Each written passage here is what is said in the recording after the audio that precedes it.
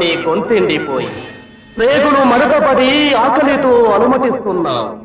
నీవు నిజంగా దైవ కుమారుడివైతే ఈ రాళ్లను రొట్టెలుగా మార్చితేను. ఈ ఆకలి బాధ ఎందు మనిషి రొట్టెతో మాత్రమే జీవించలేడు. నా తండ్రి అయిన దేవుని నోటి నుండి వచ్చే ప్రతి మాట వలన జీవించగలడు. అది నిజమే కావచ్చు, కానీ ఆ మాట నమ్మేదెలా?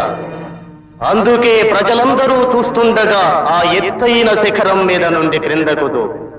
అప్పుడు నీ తండ్రి వాగ్దాన ప్రకారం దేవదూతలు వచ్చి నిన్ను క్రింద పడకుండా కాపాడగలిగితే తప్పక నమ్ముతా. నా తండ్రి అయిన దేవుని శక్తిని పరీక్షించకూడదని నీకు తెలియదా?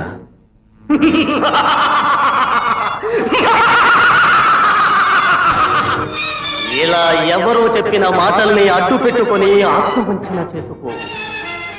నీవంటే నాకు అత్యంత అభిమానం.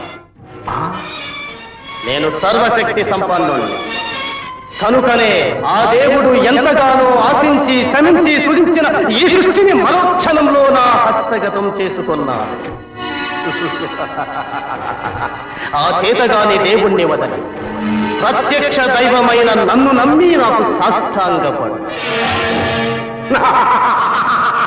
సర్వసృష్టిని రాజ్యాధికారాన్ని ఒక వాక్యాలను ఈ క్షణంలో నీకు హస్తగతం చేస్తాను. నా తండ్రి అయిన దేవునికి తప్ప మరెవ్వరికీ సాష్టాంగపడనని నీకు తెలియదా? ఆలోచించుకో, బాగా ఆలోచించుకో, బాగా ఆలోచించుకో. సాతాను, నన్ను శోధించుకో, వెళ్ళు.